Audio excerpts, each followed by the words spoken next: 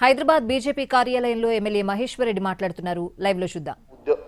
నీ గద్దెనెక్కిన తర్వాత వీళ్ళని ఎండిని దాగి సాగుమనేంతటి దుర్మార్గమైనటువంటి ఆలోచన చేస్తున్నామంటే మీరిద్దరు టీఆర్ఎస్ కాంగ్రెస్ కలిసి మీరు చేసినటువంటి మోసం ఎట్టి పరిస్థితిలో యువత నిరుద్యోగ యువత మర్చిపోదని చెప్పి నేను తెలియజేస్తా ఉన్నాను. ఒక్క పరీక్షను 3 సార్లు బీజేపీ పాలనలో నిరుద్యోగకి ఎంత అగ్ని పరీక్ష ఉన్నదో ఈరోజు యువత నిరుద్యోగం గురించి కేటీఆర్ గారు మాట్లాడుతూ మరి యువత గురించి ఒకళ్ళతోటి తొడలు కొట్టిస్తాడు, ఛాలెంజ్లు చేస్తాడు. మరొక వైపు ఆయన మాట్లాడుతూ యువతను రెచ్చగొట్టేటువంటి ప్రయత్నం చేస్తూ ఉన్నాడు. నేను ఆయన మాట్లాడేటువంటి స్పీచ్ చూస్తూ ఉంటే నేను చెప్పట్లేదు అనుకుంటేనే యువతను శ్రీలంకలో జరిగినట్లు బంగ్లాదేశ్లో జరిగినట్లు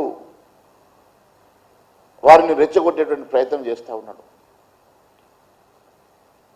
మీ 10 సంవత్సరాలు మీ 9.5 సంవత్సరాల మీ పాలనలో మీరు చేసిన మోసమే ఈరోజు కాంగ్రెస్ పార్టీ చేస్తున్నది కాబట్టి ప్రజలు ఈరోజు మీ ఇద్దరిని నమ్మే పరిస్థితిలో లేరు అని చెప్పి తెలియజేస్తా ఉన్నాను. అంతేకాదు టీపీఎస్సీలో జరుగుతున్నటువంటి అనేకమైనటువంటి లీకులు కేర్ ఆఫ్ అడ్రస్లు ఈరోజు టీపీ పబ్లిక్ సర్వీస్ కమిషనర్గా ఈరోజు మారింది. మీరు కేంద్రం వైపు చూస్తే గత 12 ఏళ్లలో railway, banking, SSC, UPSC, CAPF లాంటి విభాగాల్లో దాదాపు 20 లక్షల ఉద్యోగాల నోటిఫికేషన్తో పాటు ప్రతి నెల ప్రతి కార్పొరేట్ కంపెనీలలో ఉద్యోగ మేళల ద్వారా లక్షలాది ఉద్యోగాలు ఏ రకంగా ఇస్తూ ఉన్నారో, జాబ్ క్యాలెండర్ ఏ రకంగా చేసిర్రో, మరి ఈరోజు మీరు చేయడానికి ఎందుకు వెనుకడుగు వేస్తూ ఉన్నారో దీనికి సమాధానం చెప్పాలని మేము కోరుతా ఉన్నాం. అన్నగా వస్తాను ఒక్కడంటాడు, ఆనాటి రోజులే తీసుకొస్తాను ఇంకొకడు అంటాడు. ఏ రోజులు? ఆ చీకటి రోజులా? 9.5 సంవత్సరాలు నీ చీకటి రోజులు తెస్తావా కేటీఆర్? అన్నగా వచ్చి నువ్వేం చేస్తావు? ఎండిన దాగి నూతులు దుంకమంటావా? ఇదేనా మీ పాలన? ఇదేనా మీరు ఇచ్చేటువంటి పిలుపు? ప్రజల అమాయకులు కాదు. కేటీఆర్కి రేవంత్ రెడ్డికి మధ్యలో ఏ ఒప్పందం ఉన్నదో, ఎంతటి చీకటి ఒప్పందం ఉన్నదో ప్రజలు గ్రహిస్తూ ఉన్నారు. లేకుంటే ఆ రోజు నువ్వే అంటివి లక్షల కోట్ల రూపాయల అవినీతి జరిగింది, అవినీతి సొమ్మంతా నేను అధికారం రాగానే కక్కిస్తా అంటివి. అధికారం రాగానే అదే కక్కించిన అవినీతి సొమ్ముతోటే సంక్షేమ కార్యక్రమం చేస్తా అంటివి కదా. ఎన్ని రూపాయలు కక్కిస్తేవి? ఎన్ని అవినీతి కుంభకోణాలు బయటకు తీస్తేవి? ఎన్ని సంక్షేమ కార్యక్రమాలు చేస్తేవి? ఎన్ని కేసులు పెడితేవి? ఎంతమంది జైలుకి పంపిస్తేవి?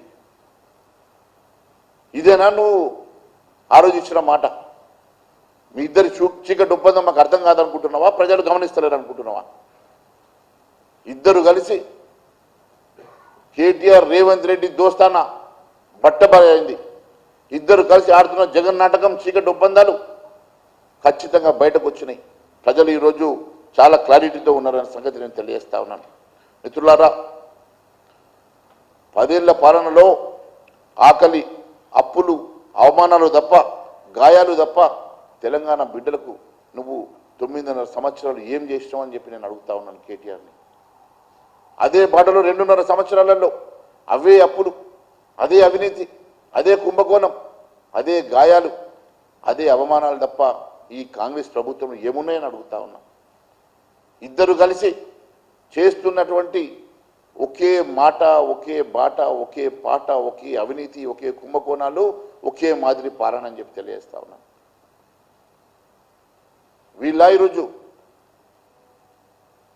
యువత మీద, నిరుద్యోగ యువత మీద మాట్లాడే అధికారం వీళ్ళకు ఉన్నదా? వీళ్ళ ఈరోజు యువత గురించి ఆలోచించేవాళ్ళు.